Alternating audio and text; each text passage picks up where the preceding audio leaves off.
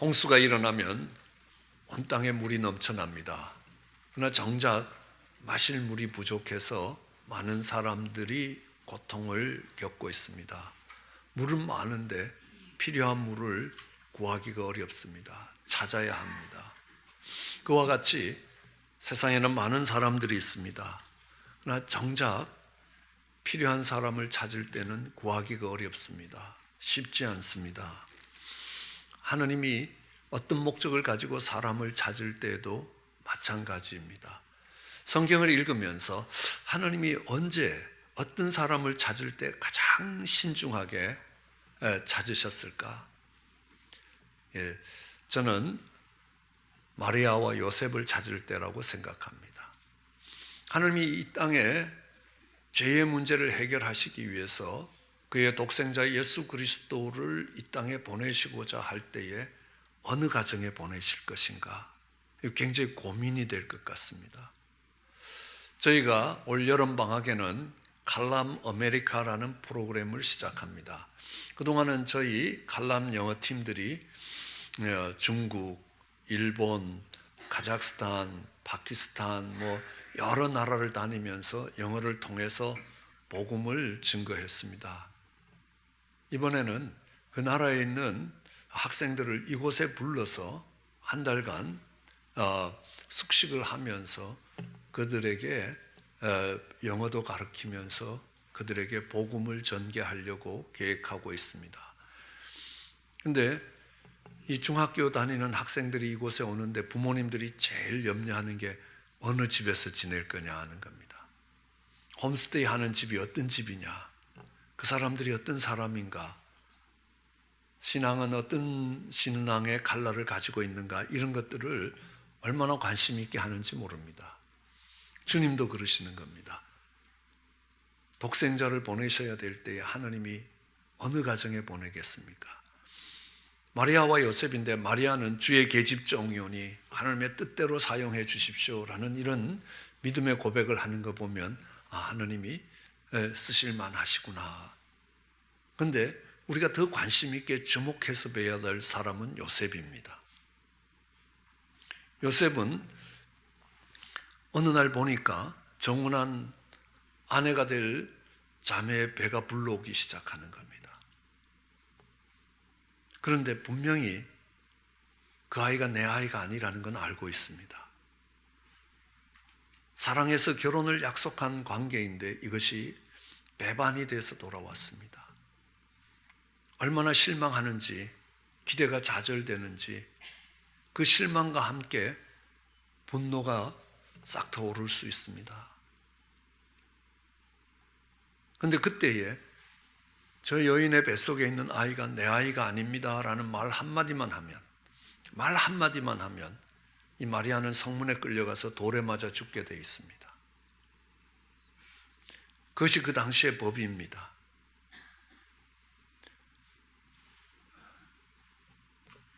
하느님께서 독생자 예수 그리스도를 보내실 때에 그의 남편 될 요셉의 말 한마디에 의해서 예수님은 이 땅에 태어나지도 못하고 돌에 맞아 죽게 되어 있다는 겁니다. 그런데 그것을 덮고 넘어갈 사람을 찾으신 겁니다. 아마 우리는 이렇게 생각할 겁니다. 성령으로 잉태된 것을 알았기 때문에 그렇게 했을 거라고. 그 당시에 그렇게 알아도 그걸 믿기가 참 어려운 시대입니다. 그런데 우리는 성경을 자세히 읽어보면 그렇지 않다는 사실을 알 수 있습니다. 마태복음 1장 18절에 보면 예수님의 태어나심이 이렇다 하고 설명을 합니다. 그 모친 마리아가 요셉과 이제 약혼을 하고 혼인을 하기로 결정을 하고 아직 동거하기 전에 성령으로 잉태된 것이 나타났습니다. 그러자 어떤 일이 일어나느냐 하면 그 남편 요셉은 의로운 사람이라 저를 드러내지 않고 가만히 끊고자 했다. 정혼한 아내의 배가 불러오는데 이것이 배반으로 돌아왔을 때 이걸 그냥 조용히 덮어 넘어가도록 하려고 하는 요셉입니다. 이걸 죽여 살려? 아니야. 넘어가자. 우린 다 허물진 인생 아니냐, 다 죄인 아니냐. 그렇게 생각하고 있을 때, 이 일을 생각할 때에 조용히 듣고 넘어가고자 하는 것들을 결정하고 그것을 생각할 때에 꿈에 하나님의 사자가 나타나서 네 아내 마리아에게 잉태된 것은 성령으로 된 것이라. 아침에 일어나고 나면 내가 이상한 꿈을 꿨다. 너무 생각을 많이 하다 보니까 이상한 꿈을 꿨다 하고 고개를 한번 흔들면 그만이라는 겁니다. 그런데 요셉은 꿈에 나타나서 그에게 지시했던 주의 사자의 지시를 따라 그 아내를 데려온다는 겁니다. 이런 모습 때문에 하나님께서 요셉을 택하셨구나. 만일 요셉 같은 사람이 아니면 예수님이 이 땅의 모습을 드러내시지도 못했다는 겁니다. 그렇기 때문에 오랫동안 이런 사람이 나타나도록 하나님이 기다리신 것이다. 하나님이 찾으셨구나. 어떤 사람입니까? 용서와 관용의 사람입니다. 정말 도저히 용서할 수 없는 사랑이 배반으로 돌아왔을 때에, 기대가 실망으로 돌아왔을 때에 그것을 조용히 덮으려고 하는 그 요셉의 손에 예수님을 키우는 건 어쩌면 당연합니다. 하나님의 형상을 따라 지음받은 인생이 정말 그 사랑이 배반으로 돌아왔고 죄로 인하여 망가진 그들의 죄를 조용히 덮어주기 위해서 이 땅에 오시는 예수 그리스도가 그 아내의 허물을 조용히 덮는 요셉의 손에 큰다는 건 어쩌면 당연하다는 것입니다.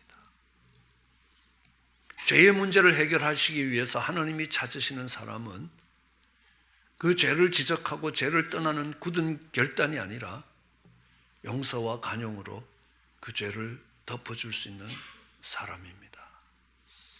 오늘 아름다운 교회가 세우는 지도자들이 그런 지도자가 되기를 소원합니다.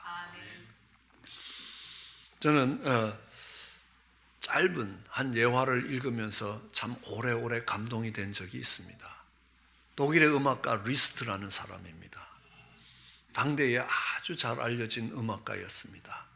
그러나 어느 시골 구석에서 어느 피아노 연주자가 연주회를 준비하면서 이 연주회가 잘 끝나기 위해서 많은 사람들이 그 연주회에 오도록 자신이 리스트의 제자라고 선전을 했습니다.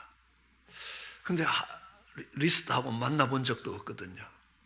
근데 시간이 조금 지나가면서 처음에는 그렇게 하면 사람들이 많이 올 줄 알았는데, 이게 들통이 나면 이거는 뭐 연주회는커녕 자기는 사회에서 매장될 거라는 두려움이 오기 시작했습니다. 그러다 어느 날은 리스트를 찾아갔습니다. 제가 형편없는 연주자인데 내가 당신의 제자라고 정말 당신의 이름을 남용했습니다. 근데 정말 죽을 죄를 졌습니다. 용서해 주십시오. 그러니까 당신이 그렇게 남의 이름을 막 쓰는 것은 잘못한 것이네. 그렇지만 어떤 곡을 연주할 것인가 한번 쳐보라는 겁니다. 그러니까 그 피아노 연주를 했습니다.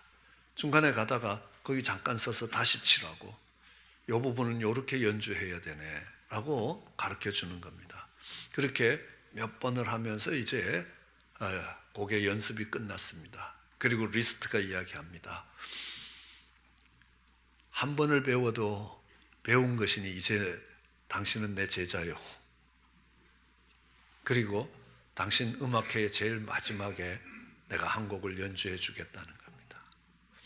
저는 그분의 탁월한 음악의 실력, 그거보다도 그분이 했던 작은 일화 하나가 훨씬 더 많은 사람들의 감동을 줬습니다. 왜냐하면 용서와 관용의 사람이었기 때문에 그렇습니다. 그 용서와 관용이 죄의 문제들을 해결해 가고 있다는 사실입니다. 오늘 우리가 살아가는 세상도 죄악으로 가득한 세상입니다. 성경은 그것을 죄악이 관영한다, 끝까지 다 찼다는 말씀을 하시고 계십니다. 우리는 주변을 보면 얼마나 폭력이 난무한지 알 수 있습니다. 언젠가 아들이 보는 넷플릭스 영화에 잠깐 들어갔습니다. 보니까요, 거의 8, 90%가 폭력에 관한, 그것도 너무너무 잔인한 폭력에 관한 영화들입니다. 주로 이런 것들을 다 보고 있구나라는 것들을 알 수 있습니다. 때리고 죽이고 하는 사건들입니다. 우리는 성적인 타락이라는 건 이루 말로 할 수 없다는 것들을 이미 알 수 있습니다. 부패가 이 세상이 썩어도 한참 썩었다는 겁니다. 한국은 심부름센터에 큰 돈이 아니라도 사람을 죽여주는 심부름까지 다 하는 세상이 되어 있습니다. 음모와 술수가 관영합니다. 이런 모습들을 디모데후서는 이렇게 표현하고 있습니다. 말세에 고통하는 때가 온다는 겁니다. 그때가 되면 사람들이 자기를 사랑하고 돈을 사랑하고 자긍하며 교만하며 회방하며 부모를 거역하며 감사치 아니하며 거룩하지 아니하며 무정하며 원통함을 풀지 아니하며 참소하며 절제하지 못하며 사나우며 선한 것을 좋아하지 아니하며 배반하여 팔며 조급하며 자고하며 쾌락을 사랑하기를 하느님 사랑하는 것보다 더하는 세상이 온다는 것입니다. 우리 자녀들이 이런 모습으로 살아가면 부모님의 마음이 얼마나 찢어지겠습니까? 하나님의 심정도 그럴 것이라는 겁니다. 그때 하나님 이야기합니다. 세상이 이렇게 타락했을지라도 나는 그 세상 가운데서 의인 한 사람만 찾아도 그 의인 한 사람으로 인하여 그 성을 보존하시겠다라고 약속하십니다. 6월절이 되면 300만에 가까운 사람들이 지나간다는 그 큰 예루살렘, 그 거리를 한번 왕래해 보라는 겁니다. 그 넓은 거리를 보고 한번 찾아봐라는 겁니다. 네가 공의를 행하며 진리를 구하는 사람 한 사람, 단 한 사람만 찾으면 내가 그 한 사람으로 인하여 이 성 전체, 예루살렘 성 전체를 용서할 것이다. 그 한 사람을 찾기가 어렵다고 이야기합니다. 오늘 본문이 이야기합니다. 성에 무너진 데를 쌓으며 그 성을 막아설 사람을 찾으면 내가 그 성을 멸하지 않겠다. 그럼 여기에 하나님이 찾으시는 사람은 우리 성경에는 잘 구별이 안 되지만 영어나 원어에 보면 단수입니다. 한 사람입니다. 내가 그 성에 진노를 부어서 그 성을 멸하려고 할 때에 그 성에 의인 한 사람을 찾으면, 성에 무너진 데를 쌓으며 그 무너진 데를 막아설 수 있는 사람 한 사람만이라도 찾으면 내가 그 성을 용서할 것이고 그 성에 내 진노를 붙이 아니하겠다라고 이야기합니다. 오늘 죄가 가득한 세상 가운데서 하나님이 찾으시는 사람이 있습니다. 의인 한 사람입니다. 아니, 그 성에 무너진 데를 쌓으며 그 성을 막아설 수 있는 사람 한 사람을 찾고 계시는 것입니다. 저는 한국에서 군대를 다니면서 여러 번 한국에 전쟁이 일어날 뻔했던 위험한 시간들이 있었다는 것들을 알 수 있습니다. 도끼 만행 사건이라는 휴전선에서 그런 일이 일어났을 때도 거의 전쟁 직전까지 갔습니다. 또 어느 때는 저희가 근무하는 부대에서 데프콘 1이라는 경계태세를 발동합니다. 이게 무슨 말이냐면 전쟁 발발이라고 전군에 타전하는 것입니다. 전군은 전쟁 직전이 아니라 이미 전쟁이 일어났으니 전쟁에 대비하라는 이 명령 체계들을 하달한 적도 있습니다. 그런데 극적으로 정말 몇 시간 전에 그 전쟁이 막아진 것입니다. 아니면 수백만 명의 생명이 그 땅에서 피를 흘려야 됐을 것입니다. 그것이 어떻게 막혀졌겠는가? 정치적 상황과 때로는 북한의 항복에 의해서 된 것이 아니라 삼각산에서 기도하는 사람들의 기도라는 것입니다. 지금 한국의 위기를 이야기하는 것은 정치적 위기도 경제적 위기도 아닙니다. 성에 무너진 데를 쌓으며 그 성을 막아설 사람들이 보이지 않는다는 사실입니다.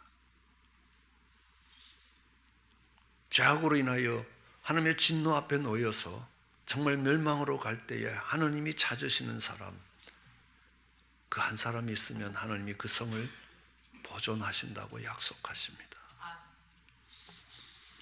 여러분, 하나님의 마음에 들었던 다윗을 봐도 그렇습니다. 다윗은 양치는 목동이었습니다. 어린 나이에서부터 아버지의 양떼를 몰고 들판으로 나갔습니다. 많은 신학자들은 그의 나이가 12살에서 14살 정도 되었을 것이라고 이야기합니다. 그런데 그 들판에 사자가 나타나고 곰이 나타나서 그 양떼를 물어갑니다. 그러면 12살, 14살 난 아이가 얼마나 두렵겠습니까? 그런데 물맷돌을 들고 그 양떼를 찾으러 가는 겁니다. 곰과 사자를 따라가는 겁니다.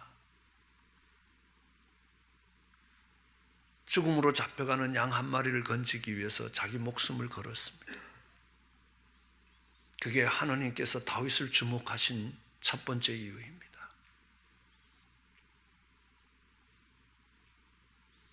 여러분, 그 사자와 곰에게 잡혀가는 양처럼요, 죄가 그들을 잡아서 사망으로 끌고 갈 때에 그 어둠으로 죄악으로 잡혀가는 한 영혼을 건지기 위하여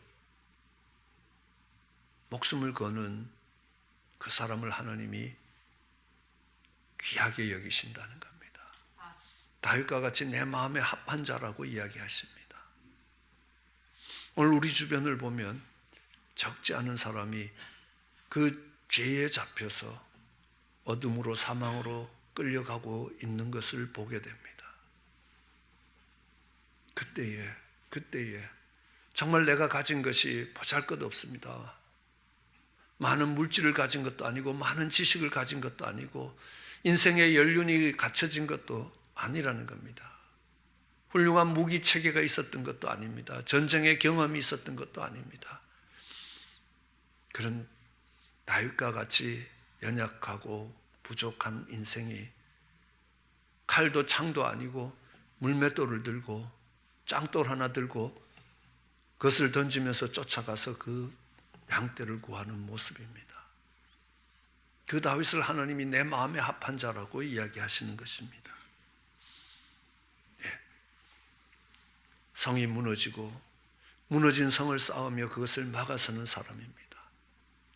그래서 사망으로 갈 수밖에 없는 그들을 건지는 사람입니다. 하나님이 찾으시는, 죄악이 역사할 때 하나님이 찾으시는 사람입니다. 그런 사람이 있으면 하나님이 우리 가정을 보존하실 것이고, 그런 사람이 있으면 하나님이 그 몸된 교회를 보호하실 것이고, 그런 사람이 있으면 그 사회와 국가를 보호하실 것이라고 약속하시는 겁니다. 여러분, 이스라엘의 민족의 지도자가 되었던 모세를 봐도 그렇습니다. 정말 애굽 왕의 손길에서 전능하신 하나님의 팔로 그들을 건져내서 430년 동안 종살이하던, 우리나라처럼 36년이 아니라 430년 동안 종살이하던 그 백성들이 자신의 옛터로 돌아가고자 합니다. 홍해를 건너 나왔습니다. 대단한 역사를 본 그들이 금송아지를 만들면서 이게 우리 하나님이고 이게 우리를 인도했다라고 우상을 숭배하기 시작합니다. 하나님이 진노하셨습니다. 저들을 이 지면에서 쓸어버리고 모세야 너를 통하여 새 민족을 일으키겠다라고 말씀하십니다. 그때 모세가 이야기합니다. 출애굽기 32장 31절에 모세가 여호와께 다시 나아가 가로되 하나님 슬프도소이다. 이 백성이 자기들을 위하여 금신을 만들어 싸우니 큰 죄를 범했습니다. 그러나 합의하시면 이제 그들의 죄를 용서해 주시옵소서. 그렇지 않으면 원컨대 주의 거룩하신 책에서 내 이름을 지워버려 주시옵소서. 모세는 멸망당하는 이스라엘 백성들 앞에 서서 이렇게 기도했습니다. 하나님과 누구보다도 가까웠던 모세는 하나님의 생명책에서 이름이 지워진다는 것이 어떤 의미를 가지는지 가장 잘 알았던 사람일 겁니다. 누구보다도 잘 알았던 사람입니다. 이 땅에 살아가는 한평생의 생명이 아닙니다. 영원한 생명을 담보하고 나아가서 하나님 멸망당할 그 이스라엘 백성들 앞을 막아섰습니다. 하나님, 나를 밟고 가십시오. 그러니까 하나님이 그 모세를 보시고 그 백성들을 용서하시는 것입니다. 언젠가 모세가 계속되는 백성들의 원망과 불평 때문에 한번 열받은 적이 있습니다. 그래서 내가 너희에게 물을 어떻게 주랴 하면서 반석을 2번 치는 것입니다. 그 사건으로 모세는 약속의 땅에 들어가지 못할 것이라 라는 말씀을 듣게 됩니다. 그는 백성의 죄와 허물을 짊어질 때와 그 백성의 원망과 불평을 정말 받지 못할 때 너희들 때문에 내가 못 살겠다라는 겁니다. 그랬을 때 그의 삶의 결과는 전혀 달랐다는 것들을 알 수 있습니다. 우리는 믿음의 조상 아브라함을 보아도 그렇습니다. 아브라함은 소돔과 고모라를 멸망시키기 위해서 가시는 하나님 앞을 막아섭니다. 하나님, 그 성에 의인 50이 있으면 어떡하시겠습니까? 그 성에 의인 50이 있으면 내가 그 성을 멸하지 아니하겠다. 하나님, 티끌 같은 나라도 감히 구하는데 45명이 있으면 어떡하겠습니까? 멸하시지 아니하시겠다. 40명이 있으면, 30명이 있으면, 20명이 있으면, 10명이 있으면 그렇게 하나님 앞을 막아서는 것입니다. 아브라함이 하나님 앞에 섰다라고 이야기합니다. 왜냐고요? 하나님이 그 길을 지나가시면 그 다음은 소돔과 고모라 성의 멸망입니다. 창세기 19장에 보면 이런 말씀이 기록되어 있습니다. 하나님이 들의 성읍을 엎으실 때에 아브라함을 기억하사 롯을 그 성에서 나오게 하셨다고. 아브라함이 막아섰기 때문에 롯이 그 성이 멸망당할 때 건짐을 받았을 것입니다. 금송아지를 만들었던 이스라엘 백성들도, 소돔과 고모라 성에서 살아갔던 그 백성들도 지금 하나님의 진노가 가까이 와서 멸망의 시간이 다가오고 있다는 건 몰랐을 것입니다.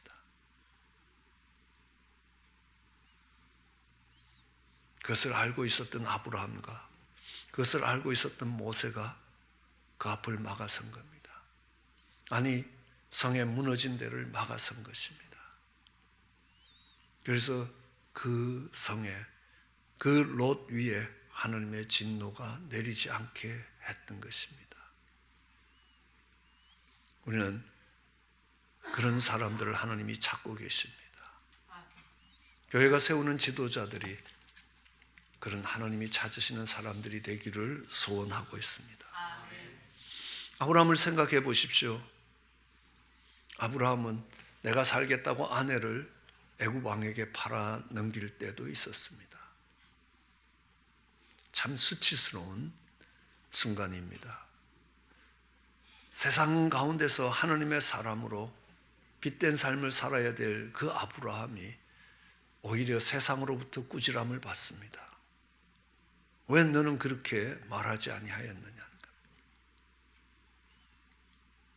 그랬던 아브라함이지만 롯을 위하여 그 무너진 성을 막아서고 있을 때에 그는 믿음의 조상이 되는 것입니다. 존귀한 인생을 살 수 있게 되는 것입니다. 성경에 가장 사악한 사람을 들으라라고 하면 저는 두 번 생각하지 않고 유다라는 사람을 들 수 있습니다. 지금 유태인의 조상이 된 사람들입니다. 그는요, 아버지가 요셉을 특별히 사랑하는 것이 못마땅했습니다. 야곱에게는 12아들이 있었습니다. 그렇지만 요셉과 베냐민만 어머니가 없는 자녀들이었습니다. 내가 야곱의 자리에 있더라도 어미 없는 불쌍한 두 아들을 아버지가 더 돌볼 겁니다. 그런데 유다는 그 꼴을 보기가 힘들었던 겁니다. 그 요셉을 종으로 팔아버렸습니다. 그의 옷을 찢어서 짐승의 피를 묻혀서 죽었다고 아버지께 말씀드렸습니다. 그런데 요셉은 애굽에 내려가서 애굽의 재상이 되었습니다. 흉년이 왔습니다. 애굽에만 양식이 있었습니다. 양식을 사러 갔습니다.